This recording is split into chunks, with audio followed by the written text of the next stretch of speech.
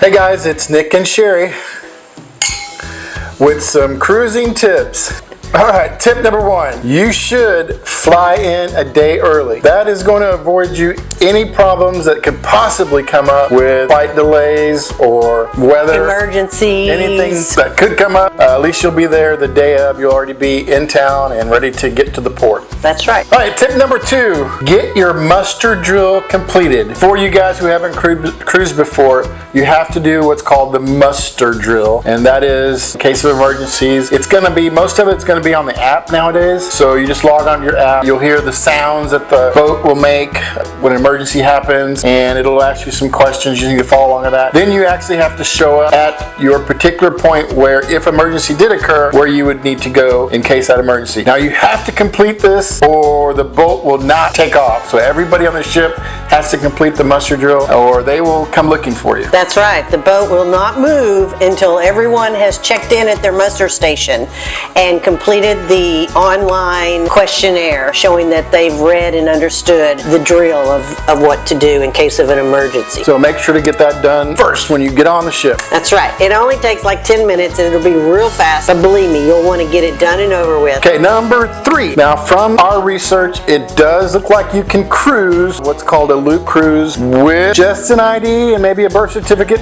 We don't know. So we take it upon yourself if you're going to do that, but we recommend that you go and get a passport. That way you'll avoid any hassles when you're getting on and off the ship, because it's a lot quicker if you have the passport. Number 4, bring a lanyard with you. That way you can actually put your SeaPass on your lanyard and keep up with it, because this is how you'll pay for everything on the ship. This SeaPass will be at your room when you're able to get into your room. This is your door key to your room. This is your purchase card for anything on the ship. And this, you have to have this to get off and on the boat. So you lose this and you gotta have to pay to get it replaced. So make sure you keep this with you at all times. That's why we recommend putting it on a lanyard and having it around your neck all the time. Excellent. All right, number 5, if you're having 5 drinks or more per day, or think you're gonna have that many, you may want to think about a drink package. Now there are some other things to think about. The drink package, it does require that everyone in a room has to get the package, and you can't share with other people. Nope, and you have to buy it for the entire length of the cruise. You can't just buy it for a day or 2 days or at the end of the cruise or the front of the cruise. You have to buy it for the whole time. And I think the prices are around $100 a day, but they are going to run specials up into our cruise, so we'll keep looking for specials to run. I think the last time we got ours for about how much? $72 a day. Hopefully we can find something cheaper than that. Right now it's running $82 a day. I think it's great because take your little card up to the bar and just tell them what you want. They take your card, ring up what it is you're getting, plus you pay gratuities. It's all added in together, and you pay for it at the end of your trip. Tip number 6. Each person is allowed to bring 1 bottle of wine or 1 bottle of bubbly per person on the ship. You're also able to bring 12 bottles of water or soda. Now, as we mentioned in another video, you do have to bring that with you when you come onto the ship. You can't leave it with the porter to bring on. I'm sure they'll probably tell you that. Right. Tip number 7. In the main dining room, a lot of people are not aware that you can order more than 1 appetizer, more than 1 entree, more than 1 dessert. You can order however many you want. It's not just 1 of each thing. So try them all. That's right. This is your chance to try any and everything and be adventurous and see what you like and don't like. You can even go through the buffet line more than once. Just eat all the time. Bring your stretchy pants. Bring your stretchy pants. Tip number 8. If there's any chance of you possibly getting seasickness or motion sickness, you may want to get some Dramamine, or you can get these lovely things called Sea-Bands. Goes on the pressure point, and supposedly it keeps you from getting seasick. Supposedly. That's what they say. Works. Tip number 9. If you get dehydrated from possibly drinking, you may want to get some liquid IV. What is this stuff for?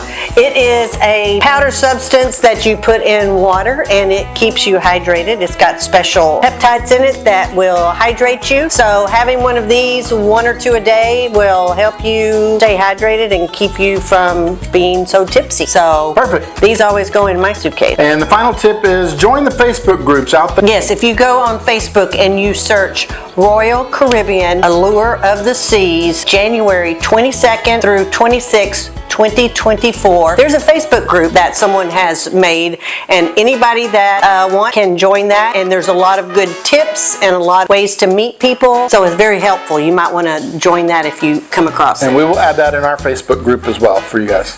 Cool. The cabins are basically made of metal. Yes, the walls are all metal. They don't look like tin cans or anything, but they are metal, and so there's not a lot of room to hang stuff and everything, so you can get these metal hooks that will you can attach to the wall, and you can hang up there your bags, your wet swimsuits, your Hats. beach hats, your lanyards can go by the door so that when you get ready to leave, you know to pick it up and put it on. Let's get out the door.